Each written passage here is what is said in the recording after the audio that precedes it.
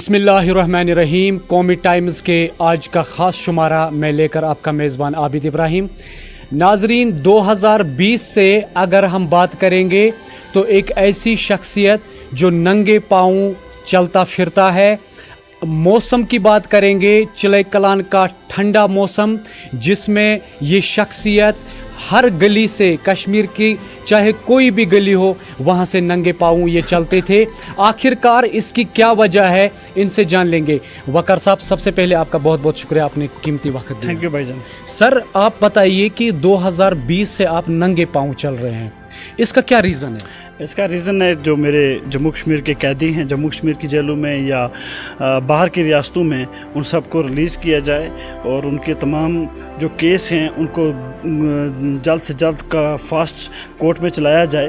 क्योंकि हमेशा 99% ऐसे जो हमारे जम्मू कश्मीर के नागरिक होते हैं जिनको आप बाइज़्ज़त बाद में बरी करते हो 6 साल 7 साल के बाद, तो उससे उनकी ज़िंदगी, उनके कैरियर तबाह हो जाते हैं।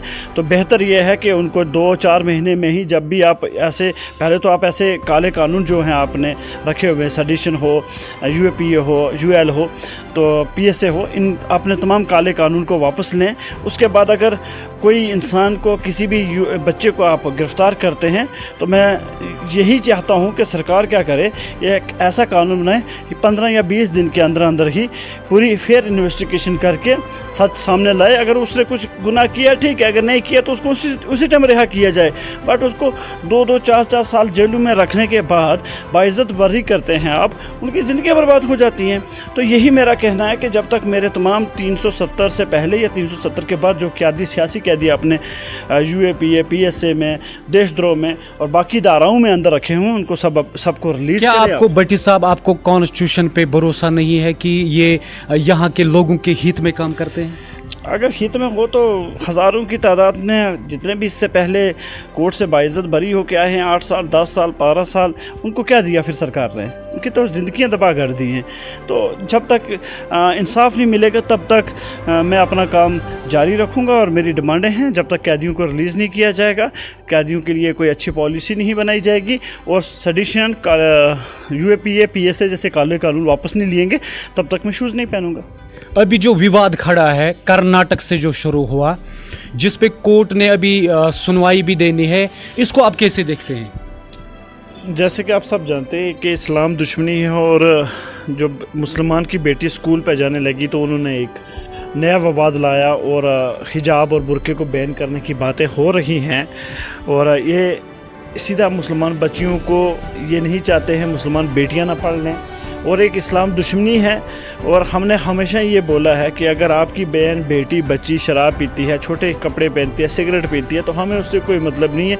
आपकी बेटी है, आपकी बहन है, आप जैसे रखें उसको, और जैसे आपकी बेटी रहना चाहती है, हमें उससे कोई मतलब नहीं है। अच्छा भट्टी साहब, ये भी बताइए कि ये जो हिजाब है, अगर हम कश्मीर की बात करेंगे, कश्मीर में भी लगभग 40% ऐसी बेटियां हैं जो बापर्दा नहीं है, बेपर्दा है। तो इसकी क्या वजह है, हम देख सकते हैं? घर से जो माँ बाप ने उनको सिखाया है, और हम खुद ही उसके ज़िम्मेवार हैं। क्योंकि माँ बाप, बहन भाइयों का जो घर का फैमिली मेम्बर होते हैं, उसी से बच्ची बनती भी है और बच्ची बिगड़ती भी है।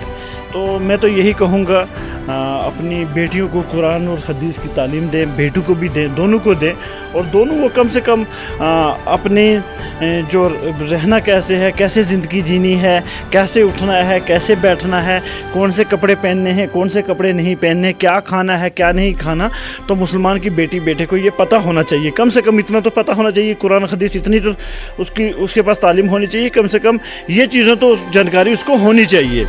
तो ये कश्मीर में तो बहुत ज़्यादा आजकल ये चीज़ें हो रही हैं। हम अपने बच्चों को इनसे दूर रख रहे हैं, खासकर बेटियों को इन चीज़ों से बहुत दूर रख रहे हैं। तो मैं कहूँगा उनको कि बेटियों को पॉलिटिकली स्ट्रांग करें, दीन और कुरान और हदीस के बारे में जानकारी दें और उनको पढ़ाएं, और उसके बाद वो बेटियों को पॉलिटिकली भी स्ट्रांग करें। क्योंकि आप देखें कर्नाटका की, केरला की बेटियाँ, आप तकरीबन बाहर जाएंगे तो तकरीबन आपको 95% जो मुस्लिम बेटियां हैं वो आपको हिजाब और बुर्के में मिलेंगी। तो कश्मीर में यही तरबियत, लेकिन कश्मीर में बहुत पीछे हैं हम लोग, पता नहीं क्यों हैं। जहां हम मुस्लिम मेजॉरिटी हैं, मुस्लिम तादाद है कश्मीर वैली में, 99% मुस्लिम है।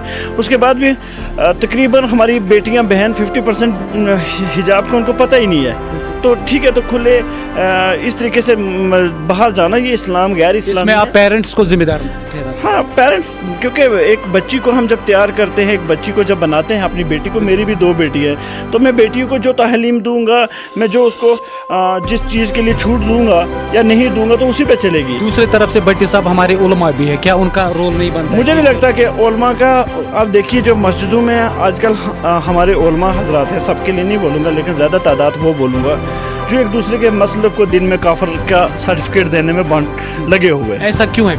ऐसा उनका ये है कि वो कहीं ना कहीं खुद की दुकान सजा रहे हैं। मैं उनको भी कई बार लेटर लिख चुका हूँ, सोशल मीडिया पे बोल चुका हूँ, आप इत्तेहाद की बात करें, यूनिटी की बात करें, जो हमारी बुराइयाँ हैं, जो बेसिक बुराइयाँ हैं हमारे घर घर की, तो उसके ऊपर मस्जिदों में चर्चा हो, माँ बाप को समझाया जाए, भाइयों को बोला जाए, मस्जिदों में बोला जाए, घर घर में जाके इस्लाम के बारे में बताया जाए, कुरान क्या कहता है, हदीस क्या कहती है, नशा कैसे हमारे बच्चे ना करें, नशे से दूर रखें उनको, कौन सा पर्दा रखें, कैसे कपड़े पहने, तो बच्चों को सिखाना उलमा हजरात की ड्यूटी है। बट उलमा हजरात आज बदकिस्मती ये है कि उलमा हजरात एक दूसरे को ही सर्टिफिकेट देने में रखे हुए हैं कि जन्नत में पहले कौन जाएगा, बाद में कौन जाएगा, कौन अच्छा मुस्लिम है, कौन अच्छा मुस्लिम नहीं है। तो मैं उनको यही कहूँगा कि आप हमें कुरान हदीस सिखाइए, ये मत सिखाइए कि जन्नत कौन जाएगा कौन नहीं जाएगा, इसका फैसला अल्लाह करेगा। अगर तुमने करना तो फिर अल्लाह का क्या काम। क्योंकि आपने ड्रग एडिक्शन की बात की, जो हमारे समाज को अंदर से खोखला कर रहा है, तो कौन से इक़दाम होने चाहिए ड्रग एडिक्शन को रोकने के लिए? सोसाइटी, पहले तो माँ बाप, फैमिली, और फैमिली के बाद परिवार के बाद सोसाइटी की बहुत बड़ी रिस्पांसिबिलिटी हो जाती है